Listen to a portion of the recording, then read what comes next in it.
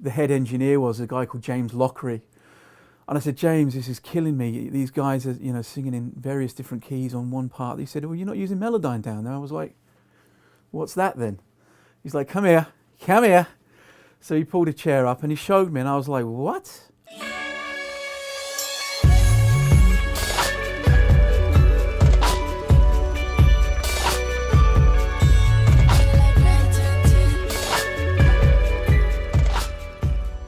My name's Laurence Allen, aka Laurence Wu Allen, or Mr. Wu, as I'm known in my areas of music. We're in my very humble studio in Bedford, United Kingdom.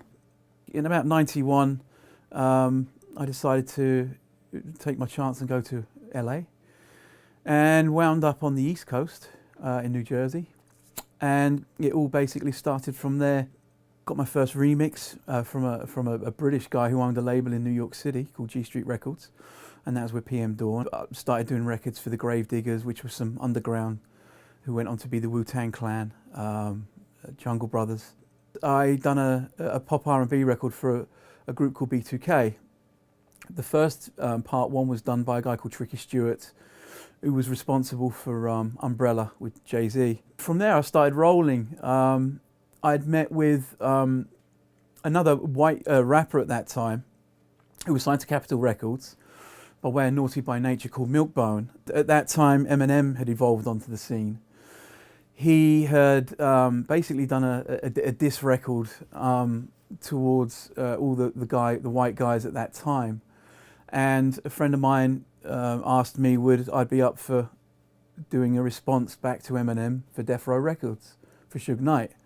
And I guess at that time Dr. Dre had left the label, and yeah, I said, why not, let's do it. Again, was pretty crazy and caused a lot of attention.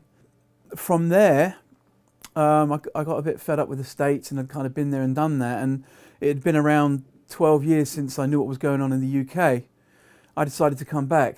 I started working with the groups of that time, your typical groups like Liberty X and Terry Walker and Big Brothers, and done a few records with them. I've just done a record recently with one of Madonna's backing dancers called Nicole, who flew in from New York. And I also did a country album. I know it's quite diverse, but I think you have to be these days.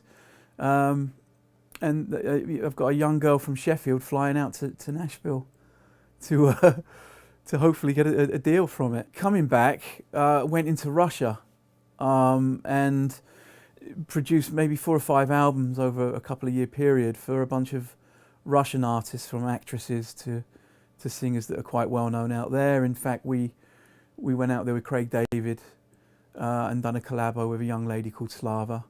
And it was great to work with Craig. He's an absolute professional.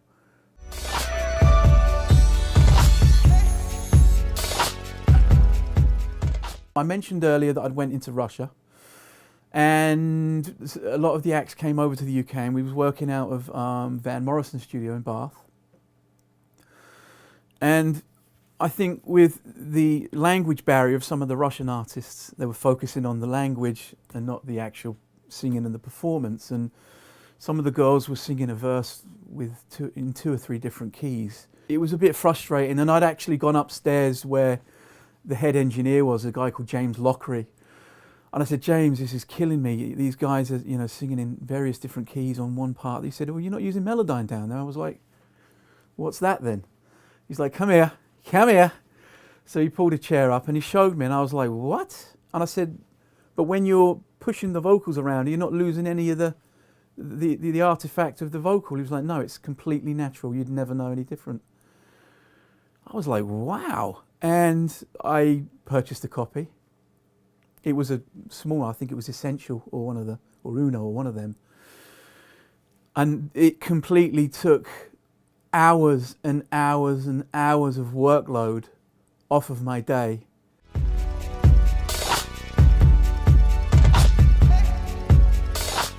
I use Melodyne in many different ways, on many different sessions. I'll give you a good example.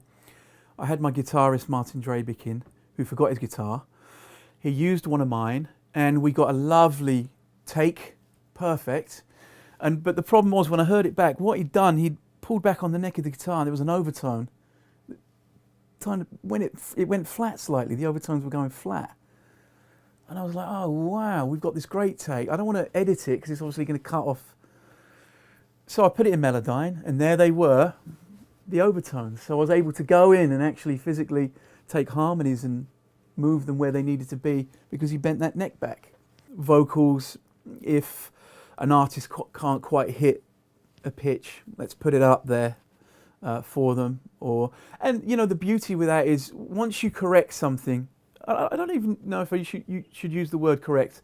Once you kind of apply something in Melodyne, the artist can then go in and sing it the way they're hearing it back, and it ups their game because they're not having to sing it from their head where they think it sounds right.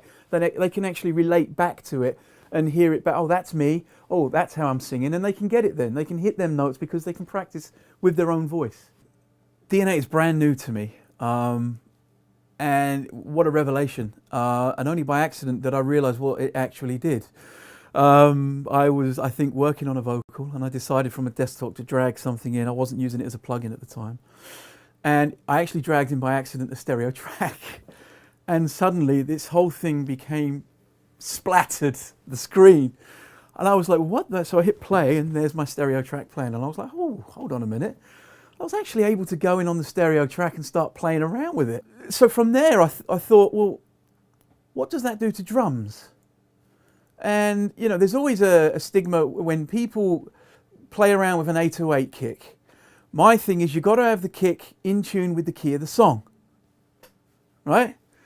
The other beauty is when you import any audio into Melodyne, it intelligently tells you what key it is, and you can snap to the grid. So that's telling me, it's tuning all my parts to the key of the song, including drums and 808s and everything else. So again, took me into a whole nother area.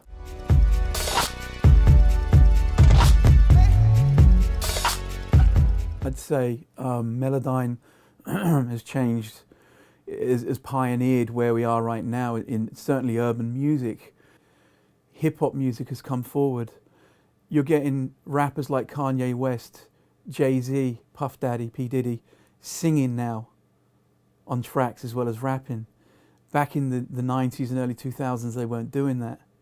And it's because of mediums like Melodyne, you're able to transform yourself as a rapper. So you're rapping, and then the chorus comes in and you're singing. And it's through stuff like Melodyne that it's transformed, it's pioneered, evolved where we are now in urban music. Because most of these guys can't sing, they're not great singers, but with the help of tools like Melodyne, it's put them into a whole new arena.